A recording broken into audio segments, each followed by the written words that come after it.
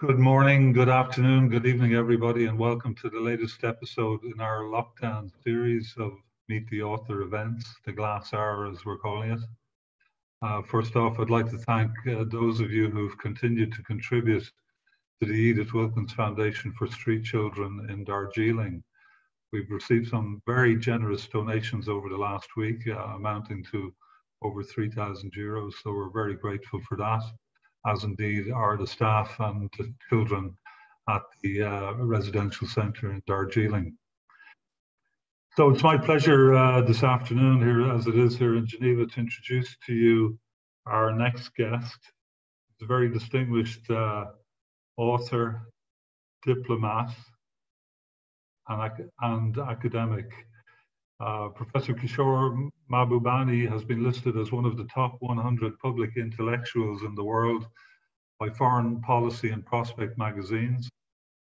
He was also on a Financial Times list of top 50 individuals who would shape the debate on the future of capitalism. In short, he is a global thinker who also has a wealth of practical experience in the world of diplomacy, including periods as permanent secretary at the Singapore Ministry of Foreign Affairs. He has been Singapore's permanent representative to the United Nations and served as president of the UN Security Council in 2001 and 2002. Professor Mahbubani is best known outside Singapore for his books Can Asians Think?, Beyond the Age of Innocence, Rebuilding Trust Between America and the World, and The New Asian Hemisphere, The Irresistible Shift of Global Power to the East. His writing has appeared in Foreign Affairs, Foreign Policy, The Washington Quarterly, Survival, American Interest, Time, Newsweek, the Financial Times, and the New York Times. So you're very welcome, Kishore, to the Glass Hour. My pleasure to join you. It's great to see you. Before we get into this fantastic book, Has China Won? I thought it'd be interesting for our viewers to hear something about your own background. I believe you're not a Singapore native as such.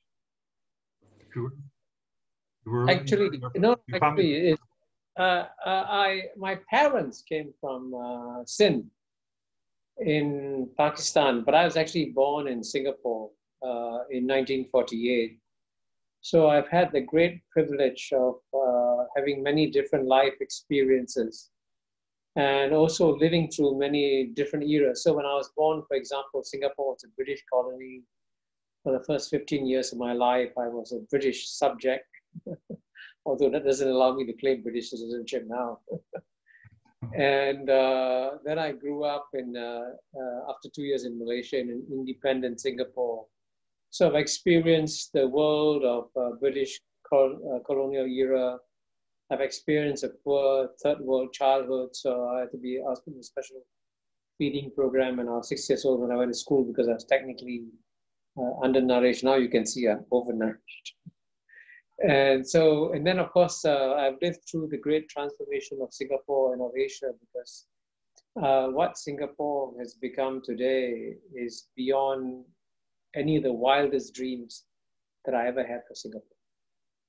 What do you attribute that success, the success of Singapore? I think, it's a combination of factors. And I would put it, if I ask me to name two key factors, I would say leadership and luck, L&L.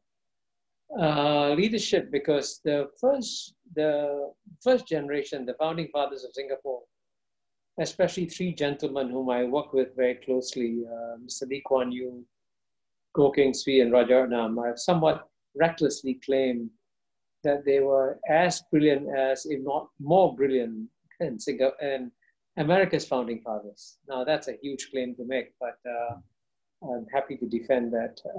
And then there's, of course, also luck. They had the right policies, but it so happened that Singapore became independent at a time when Southeast Asia was very important to the United States. So the United States was pouring in resources and materials, and more than that, investing in Southeast Asia. So to give you one simple statistic, by the way. The United States has invested more in Southeast Asia than China, Japan, South Korea combined.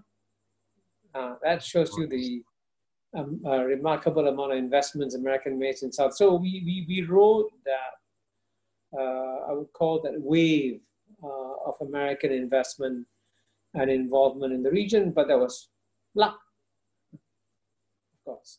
And then, of course, the second wave came along, which we can talk about.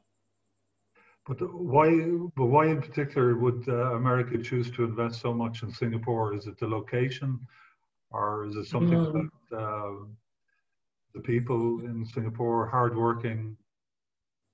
Well, I think actually, the figure I gave earlier was for Southeast Asia, but the United States actually invested more in Singapore than in the rest of Southeast Asia. It's amazing. Singapore is only 5 million people. But I think they've invested in Singapore because, people who invest, let's be very clear about this, don't do it for altruistic reasons. They want to make money. And especially you want to be sure that if you put in, let's say, $500 million to building an oil refinery, the payoff will come over 30 years. So you need to ensure that the country you're investing in will be stable over 30 years. There are very few countries that can provide. Switzerland is obviously one of them, but Singapore is another one of them. So when you invest your money, if you put in $1 billion, it's safe for 30 to 40 years. That's a remarkable asset that actually Singapore shares with Switzerland. How is the economy coping with the COVID-19 pandemic? Well, it's a two-part story, because if you look at the data, Singapore seems to still be producing numbers of 500 to 600 to 700 people being infected every day.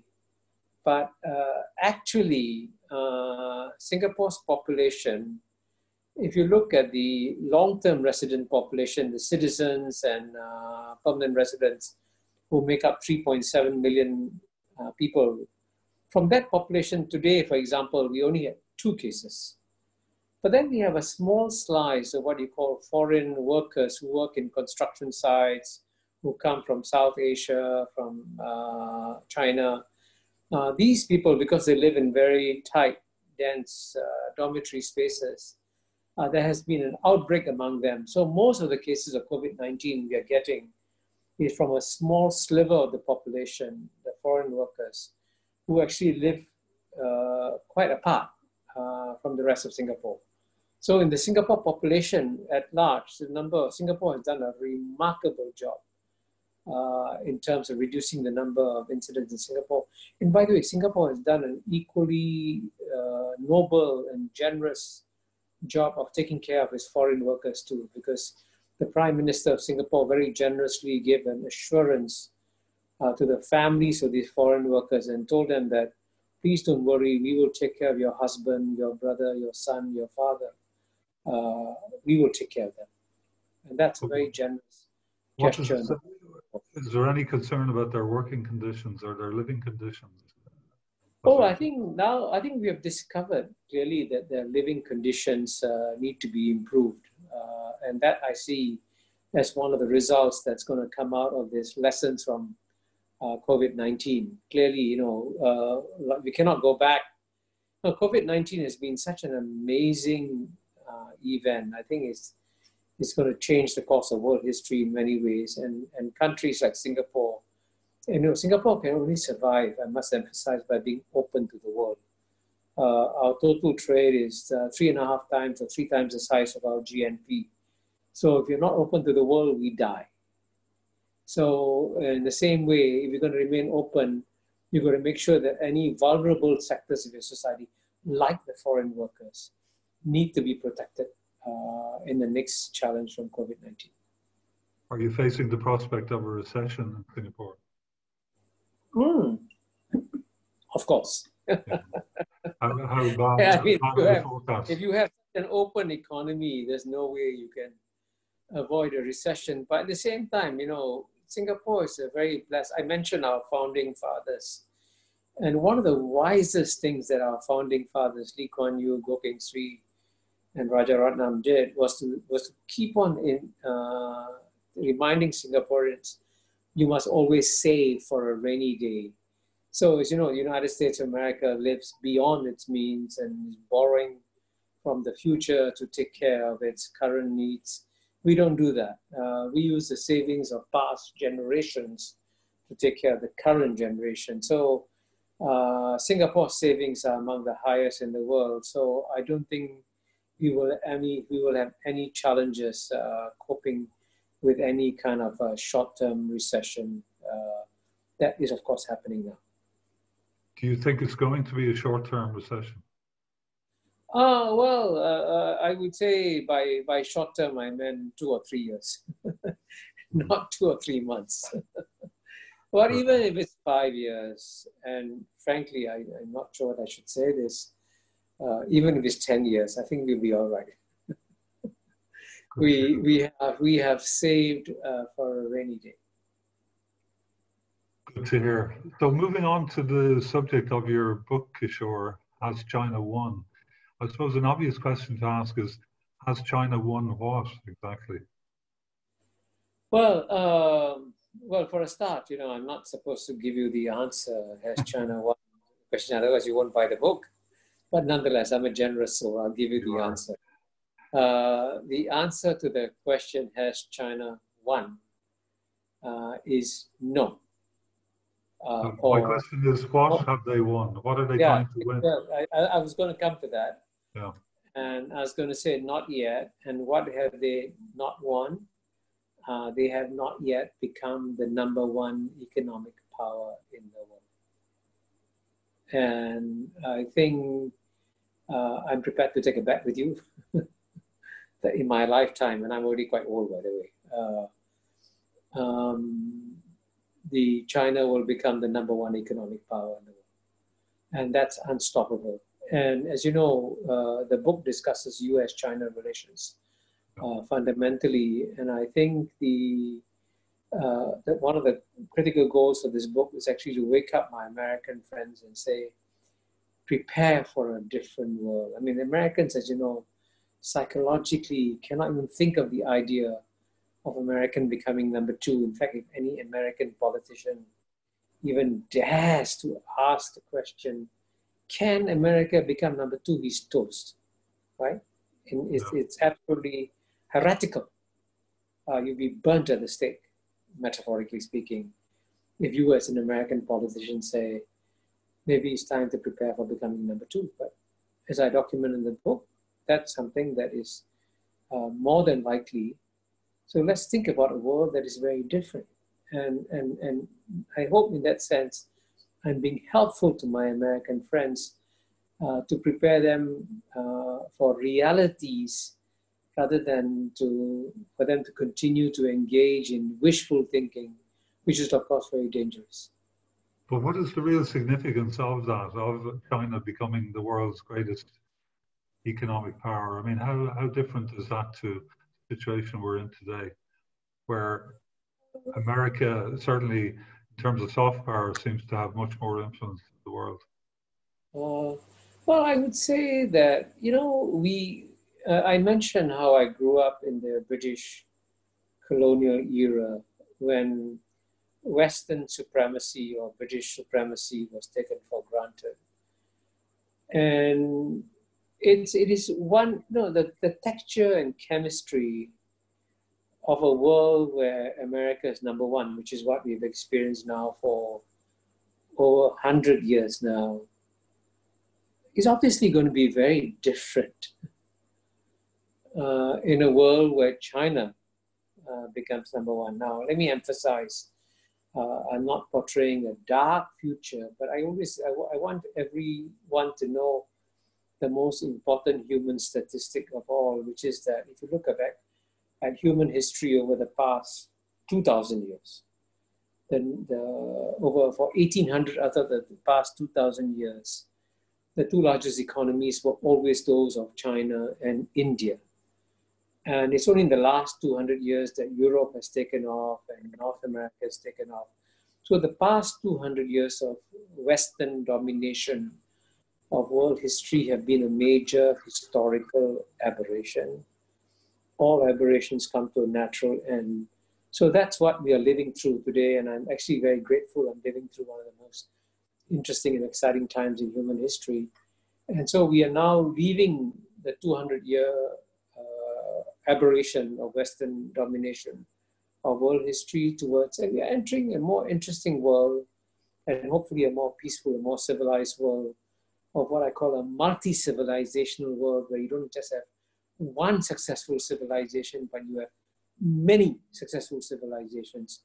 And that makes it a much richer and more interesting world. And so we should be cheering it rather than, like most Americans, dreading the prospect of a world where America is no longer number one. But does the rest of the world aspire to be like China, a country which has no democracy, has a very repressive approach to freedom of expression and human rights in general? I mean, is that the inevitable downside of becoming the world's number one economic power? Yeah, actually, I'm very glad you asked that question, because in asking that question, you were putting on lenses from the 19th and 20th century to look at the 21st century. I hope, please forgive me for being so frank with you. I mean, the impression that the many Westerners have, as you revealed in your question, is that the 1.4 billion people in China are suffering so badly because their human rights are being deprived and they're just being oppressed by a wicked, evil Communist Party government. Now that's exactly the black and white world that we got used to in the 19th and 20th century, which is no longer relevant in the 21st century, because the Chinese are going to make their own choices about what kind of society they're going to have. And from the Chinese point, let me finish. Very important.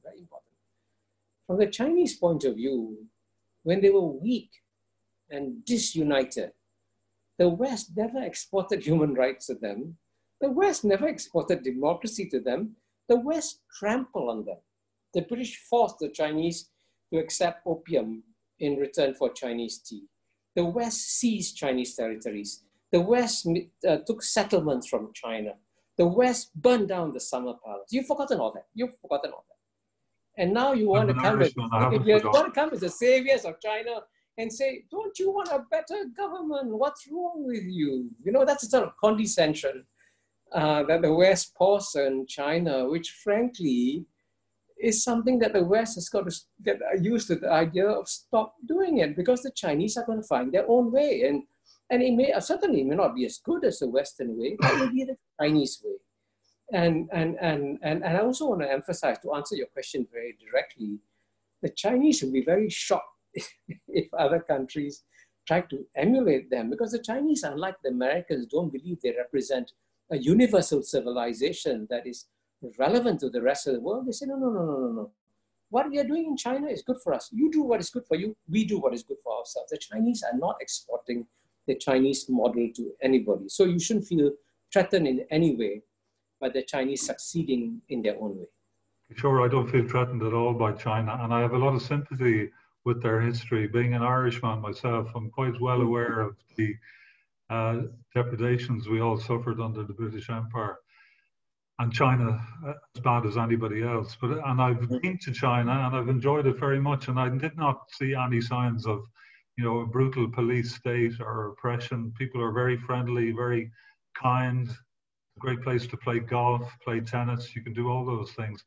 But underneath all that, we have to recognize a reality that, for example, 1 million people are practically incarcerated in China because of their religion. Is that not the case? As Human Rights Watch and Amnesty International are constantly drawing attention to the fate of the Uyghurs in China. I mean, how do you explain that away?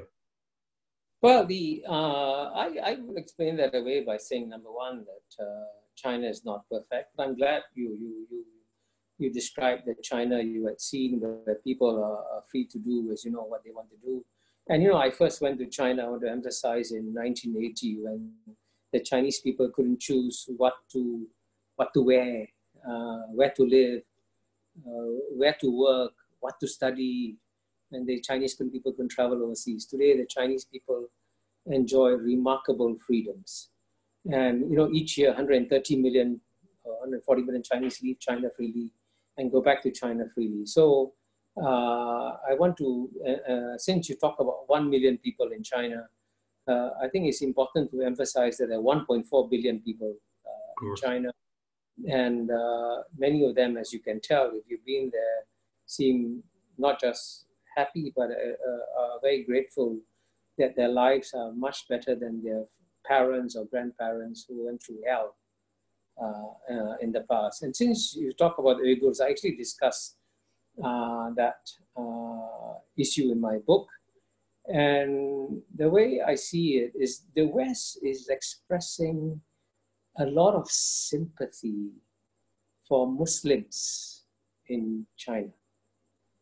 And of course, the West says we have the moral right to speak about your oppression of Muslims because we treat Muslims much better. So and in the book, I asked a very straightforward, factual, empirical question. If you ask yourself quite simply, the simple question, let's say take the last 20 years, okay? Who has killed more innocent Muslims? Is it China or is it the West? And to give you one statistic, in the last year of the presidency of President Barack Obama, who was a very peaceful president, he dropped 26,000 bombs on 7 countries. Now, and that's why when the United States, and you know, I was in Manhattan when 9/11 happened, and I could understand why the United States reacted so angrily to 9/11, invaded Afghanistan, then invaded Iraq, which was unjust. But the end result was that many Muslims died. Now, I want to emphasize that China also experienced a 9/11 moment, that Chinese were killed in Chinese cities by people from Xinjiang, and they said, this has got to stop. And they have started something which they call a de-radicalization program in Xinjiang. So the West has objected to it. Now the West, very interestingly, since you talk about human rights, the West tabled a resolution, as you know, and the UN Human Rights Commission saying, we are very unhappy. We want to condemn what China has done to the Muslims in China. And what's interesting is that there are 1.3 billion Muslims in the world. They live in over 50 countries. Not one of the 50 countries supported the West in what the West was trying to do in defending Muslims in China.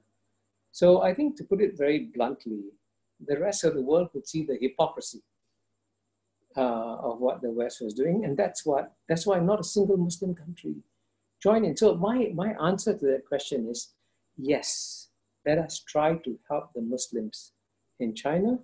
But if you posture and you stand on a stool and deliver moral diktats, nobody's going to listen to you, because that's the world of the 19th and 20th century. It's no longer the 21st century.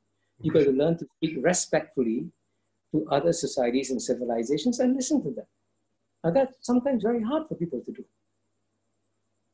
Kishore, Human Rights Watch would probably say that the reason why no Muslim country supported that resolution at the Human Rights Council was because they're so indebted to China because of things like the Belt and Roads Initiative, etc., and it's sheer moral cowardice on their part. Well, that's actually not true. Factually not true, because Saudi Arabia is much more indebted to the United States, the custodian of the Holy Mosque. And believe me, the Saudi Arabians rely more on the United. Yeah, again, American ally. UAE is an American ally. Turkey is a member of NATO. You know, so come on. I mean, that you mustn't allow facts to get in the way of this. The facts are very clear that even the most pro-Western countries did that. And I think it's also a bit, I hope you don't mind me being frank with you. Maybe the Muslims can make decisions without being bribed economically. Maybe they have capacity to make decisions on issues without being affected by economic considerations. Well, I wonder what your reaction is to the following from Kenneth Roth, the director of Human Rights Watch, where he writes that one would have hoped that the Organization of Islamic Cooperation, the group of 57 mostly Muslim majority nations, would come to the defense of the persecuted Muslims of Xinjiang, as they did for the Rohingya Muslims ethnically cleansed by the Myanmar military. Instead, the OIC issued a fawning panegyric commending China for, quotes, providing care to its Muslim citizens. Pakistan, despite its role as OIC coordinator and its corresponding responsibility to speak out against abuses faced by Muslims, has championed such efforts. Well, actually, Kenneth Roth is a friend of mine. Yeah. I know him very well, and I respect him a great deal. And I would say that he's doing very, very noble work. And he's the only one who's actually brave enough to point out, for example, how much Western countries have participated directly in the torture of Muslims also.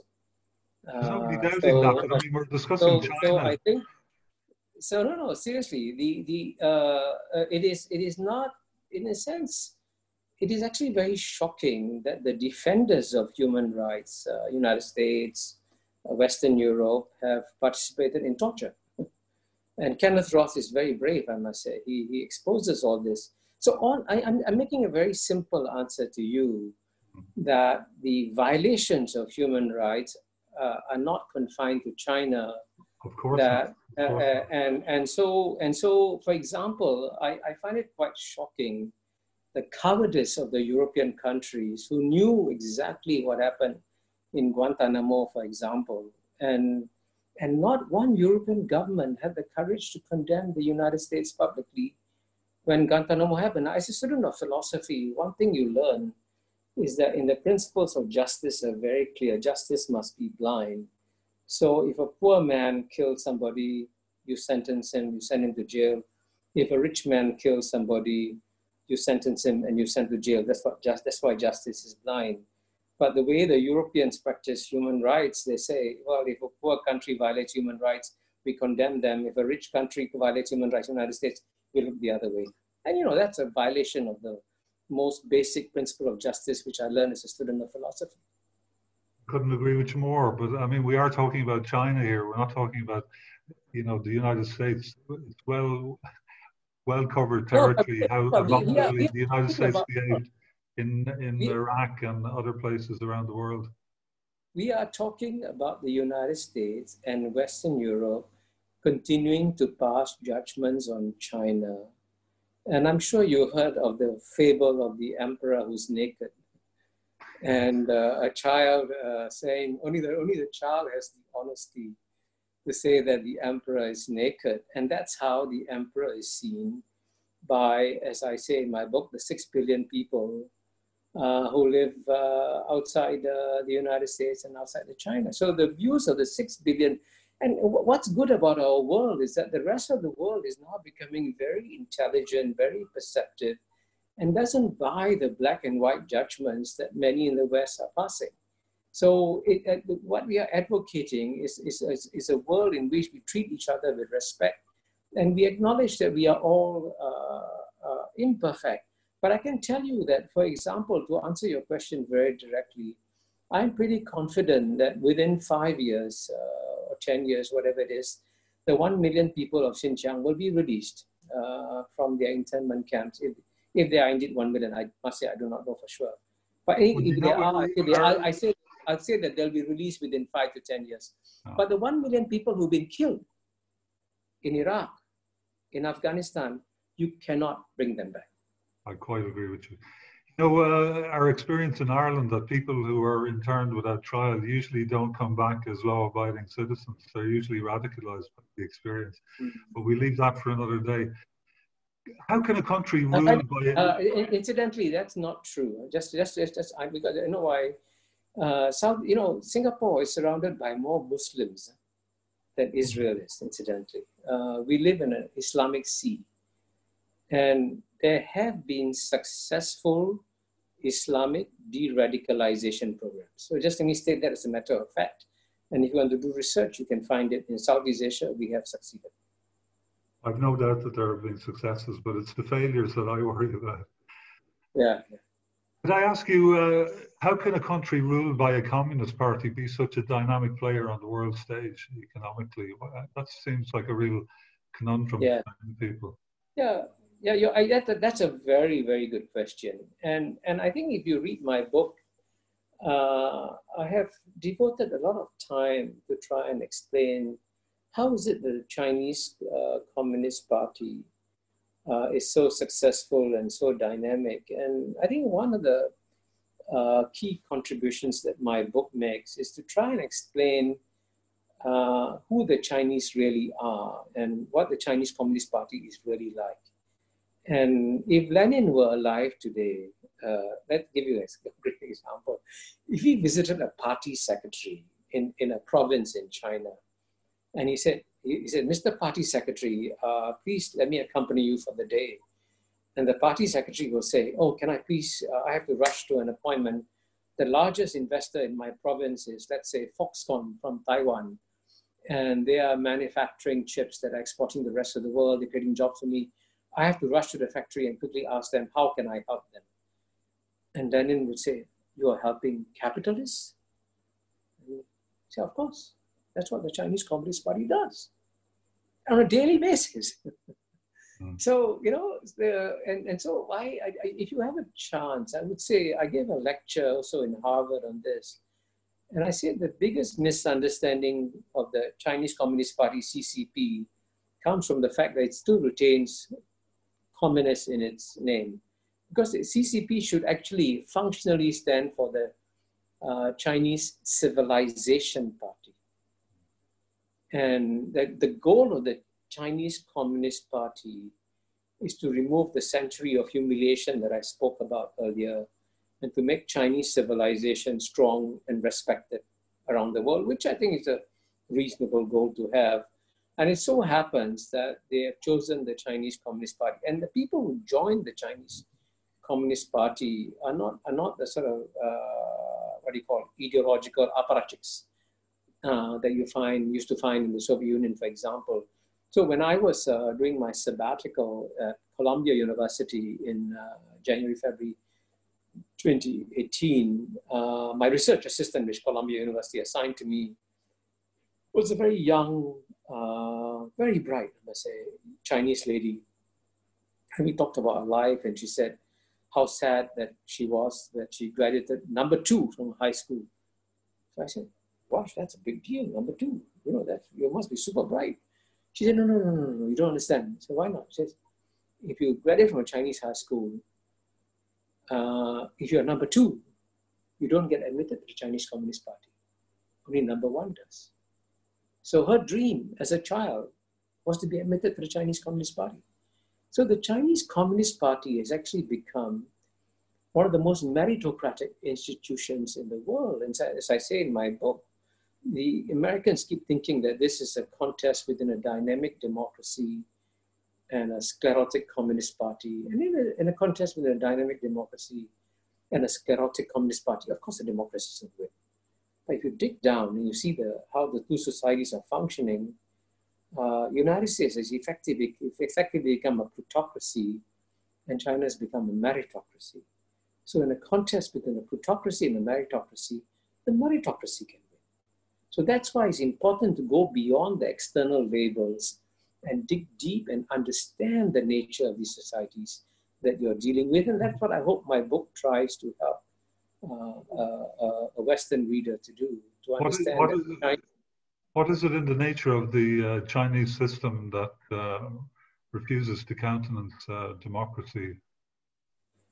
Well, I wouldn't say that they refuse to countenance democracy. I think it's conceivable that China will eventually become a democracy. But, you know, the Chinese have studied the experience of countries that tried to become democratic overnight, either through foreign exports. As you know, the United States as an administration openly said, we are invading Iraq to deliver democracy to Iraq, to remove Saddam Hussein. Now, I hope you can explain to me, if you don't mind. I'm obviously stupid and ignorant. I don't understand Iraqi democracy. If you could explain to me how it works, I'd be very, very grateful, because I don't understand it. The Americans spent $5 trillion to deliver democracy to Iraq, and I'd like to understand how that democracy is working.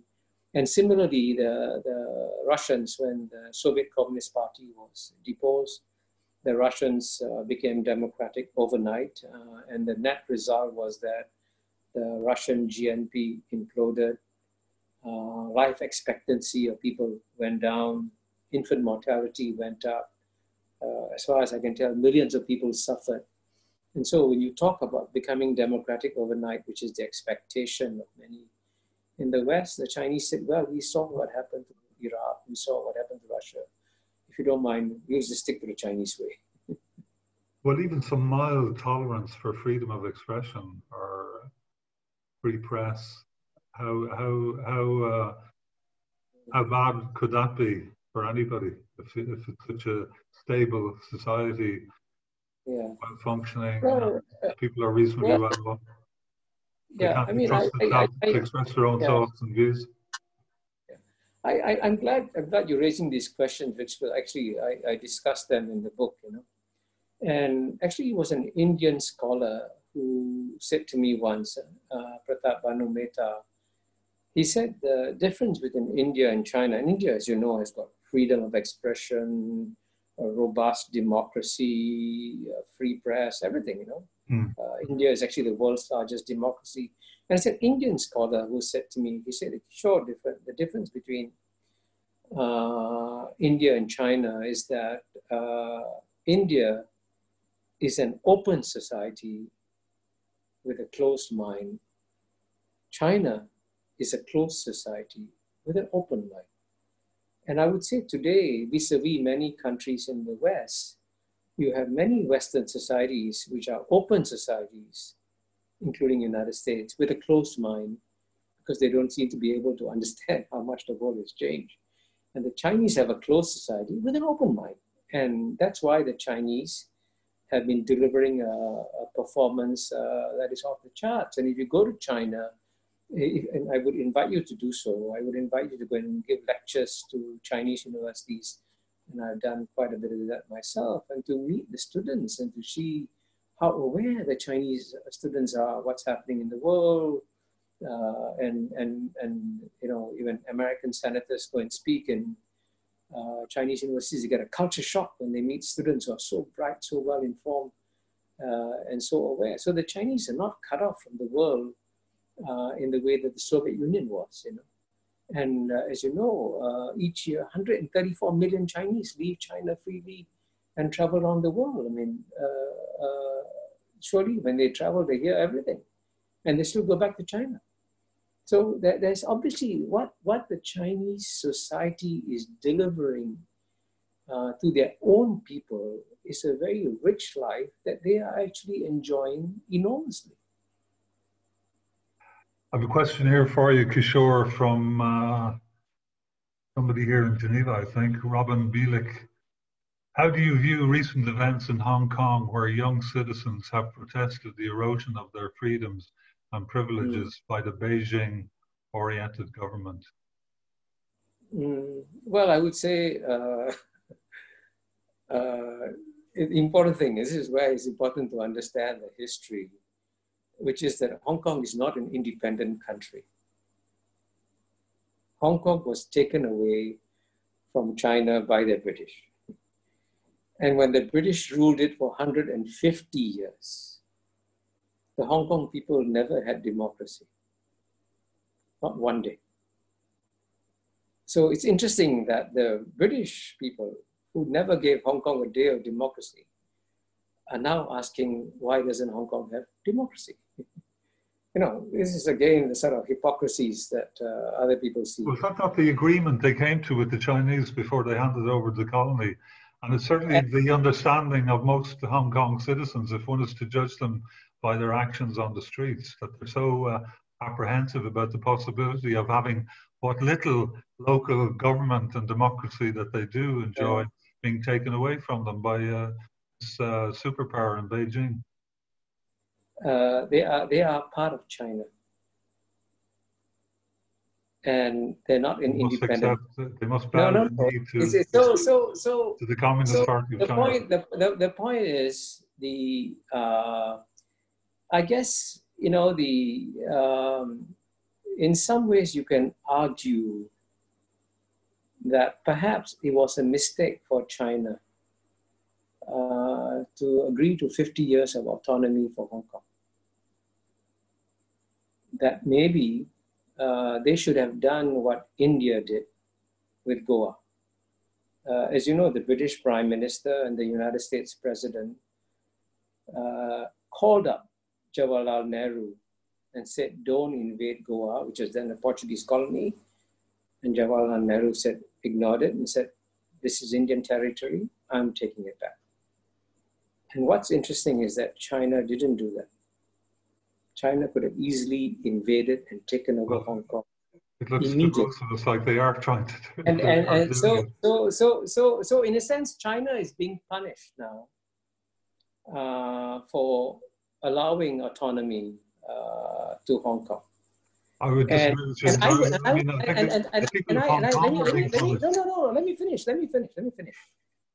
If you're a questioner and you really want to help the people of Hong Kong, the best way you can help them is to understand that there's some hard geopolitical realities that will not change. And that if you are 7 million people and you want to pick a quarrel with a country you're part of 1.4 billion people, think very carefully. What are the consequences? Will you end up in a better situation? Would the British send their troops back to save you? Could they? Never. So, I mean, this is what, as a geopolitical analyst and a realist, I find that it's always very comfortable to posture and to take, very nice positions. And then at the end of the day, when the people of Hong Kong suffer as a result, you can walk away and say, I'm sorry, that's your problem, no longer my problem. But the people of Hong Kong have to deal with the reality that they are part of China and they have to learn to live. It's going to be very difficult, but let them work it out. And the more you get involved in it, the more complicated it becomes. I think we can all admire their struggle for freedom and for freedom of expression, no matter what the odds are that are stacked against them. Just as we would admire the struggle of the only Chinese winner of the Nobel Peace Prize, who practically died in jail for his efforts, even though he was a completely non-violent, peaceful protester. All he wanted was the right to express himself, to write his poetry, to write his journalism, and he died for that reason. But I think to be fair, you should also admire the Chinese gentleman who saved 800 million people from poverty, which is twice the population. No, of course, nobody. And I think you would agree with me that the Nobel Peace Prize should have also been given to the person who saved the one human being in the world in human history who actually deserves the Nobel Peace Prize because he's rescued close to 1 billion people from poverty, is Deng Xiaoping. And so far I've never heard any Westerner trying to offer the Nobel Peace Prize to Deng Xiaoping. So why is it why is it you want to focus on where the Chinese have gone wrong? I'm sure. Why don't you focus on where the Chinese have gone right? Okay, let's move to that. What does the response to COVID-19 tell us about what the Chinese are doing right and what the Americans are doing wrong? What does it say about the two systems of government? The Chinese seem to have got a handle on this, and in a way that highlights the inadequacy and incoherence of the response, particularly in the United States, but also in many Western countries? Well, I would say I think it's premature to pass judgment. That we are still in the thick of battle with COVID-19. The battle is not over.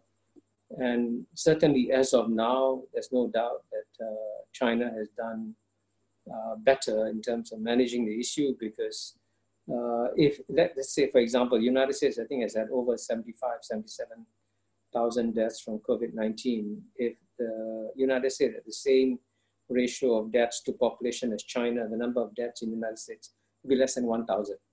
So in that sense, the Chinese have done better. But at the same time, if, for example, tomorrow, United States of America, which has the best universities, the best scientific research institutes, if the United States comes out with a miracle vaccine or a miracle cure, all of us, including myself, will say, thank God we have America.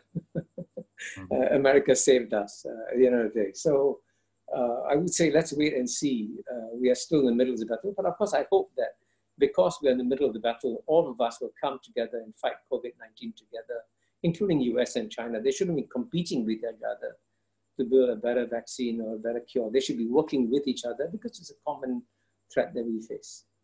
But unfortunately, they're not working together. I mean, we don't see the kind of solidarity there was between, and cooperation there was between the Americans and the Soviet Union, for example, when they defeated smallpox. That certainly is not happening now.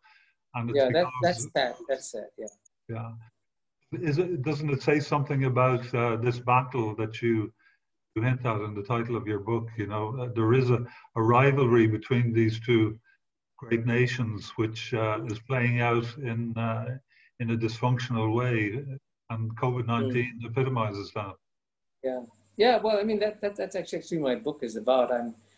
I see a major tragedy unfolding over the next 20, 30 years in the form of a major geopolitical contest taking place between US and China.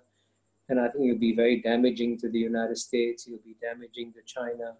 So the goal of my book is actually to avoid this head-on collision and appeal to their common interests that they have. So for example, I say that if the primary strategic goal of the US government is to improve the well-being of the American people, and the primary strategic goal of the Chinese government is to improve the well-being of the Chinese people, they should be working together to improve the well-being of the people instead of fighting each other. And secondly, many of the challenges that we face today are common challenges. COVID-19 is the most immediate one, but we have global warming also that is coming. It's going to be an even bigger challenge, I think, in the coming decades. So I say that if the US and China keep fighting each other while global warming is happening, then future historians will look at them and say the United States and China were like two tribes of apes fighting each other while the forest around them was burning. That we obviously consider ourselves to be smarter than apes. So why don't we use our intelligence and stop fighting each other and focus on the common challenges? And that's the goal of my book. And I hope in that sense, my book will be helpful to both the 330 million people in America, the 1.4 billion in China, and the 6 billion of us who live outside the US and China. Do you think there's a risk of a military conflict between the United States and China? And if there is such a risk, what do you think might trigger it? Well, I would say you never say never. But if anybody wants to take a bet with me, I'll happily take a bet. There'll be no direct war between US and China, as there was no direct war between the United States and Soviet Union. Because if you have a war between two nuclear powers, you don't have a winner and a loser. You have a loser and a loser.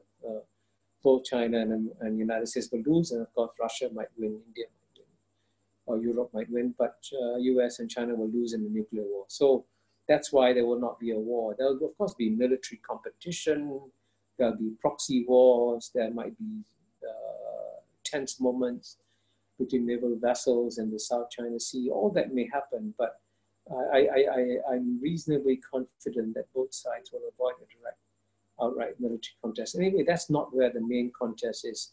The main contest, as George Kennan advised when he advised the United States in 1949, will depend on the what he calls the domestic spiritual vitality of the societies. And he said, as long as the United States is a much more vibrant and dynamic society, it will win the contest against the Soviet Union. In the end, it did, So the question today is whether or not American society is more dynamic or vibrant, or Chinese society is more dynamic and vibrant. Of course, Americans assume American is much more vibrant. But United States is the only major developed country where the average income of the bottom 50% has gone down over a 30-year period. And in the case of China, the past 40 years, the Chinese bottom 50% have experienced the greatest improvement in their livelihood that they've experienced in 4,000 years. So any future historians will see all this much more clearly than we can see. What do you make of the relationship between the two presidents, the president of China and the president of the United States? Do you think they have a genuine rapport, or is it all smoke and mirrors? It's impossible to understand what's going on there at all? Well, I mean, as you know, President Trump, the one leader whom he's been very respectful for, and I think it's a matter of public record, is President Xi Jinping. So I think President Trump, as you know, he might criticize President Macron, he might criticize Chancellor Merkel, but he's not criticizing President Xi. So I think it's important that the two of them still maintain capacity to talk to each other. So I hope that will carry on, because it'd be even worse for the world if, in addition to this growing US-China geopolitical contest, you also had a situation where the two presidents were not able to talk to each other. Which one do you think has the bigger ego? I would say Trump wins hands down. Yeah. How badly do you think it plays with the Chinese people, the constant criticism and insults that the Americans are hurling at them over the origins of the COVID-19 virus? Accusing them, saying that it has been deliberately released from a laboratory in Wuhan, for example. Yeah. Well, I would say it's very, very unwise. And in fact, here too, as in my book, I describe how what I'm suggesting for America is the advice that Henry Kissinger gave to me personally when I met him. And then also the advice I took that George Kennan gave to America at the beginning of the Cold War. And he said that if America is going to win the Cold War, it's got to do four things: focus on domestic spiritual vitality, which I spoke about, develop close friends and allies, don't insult the Soviet Union, because we have to work with the Soviet Union, and be humble. And what's interesting is that the Trump administration is ignoring all four pieces of advice, and especially the advice, don't insult your adversary. And I think, but of course, one of the most delicate points I make in my book, which is of course a very delicate subject to raise, is that the reason why many Westerners find it very easy to insult China is because the fear of the yellow peril has been buried deep in the Western psyche, the fear of a yellow man running the world. And so the rise of the China is unfortunately revitalizing the yellow peril dimension, and that's what generating a lot of this very uncivilized insults that are being thrown at China. And one of the goals of my book is to get those in the West to do some introspection and to ask themselves whether it's wise to allow these subconscious drivers of emotion to drive their policy towards China. Because as Freud, as you know, as a student of Freud wisely advised, if you do have subconscious impulses, bring them out and deal with them, rather than them being devils in your mind that are stirring your brain and affecting your attitudes without you being aware of that's what leading you to be so insulting towards China. Sure. Just before we wrap up, we have a few more questions that have come in from viewers. Irene Zhu, she writes, could you elaborate the merit criteria for joining the Chinese Communist Party? Thanks. I'm not a member of the Chinese Communist Party. No, But I'm suggesting you. I've actually, you know what? I've actually spoken at the Communist Party school, and at the most senior level, you know, they said these are like almost like vice ministers, governors, and you know the quality of mind of the people that I interacted with in the Chinese Party school was quite stunning. So, and I say in my book,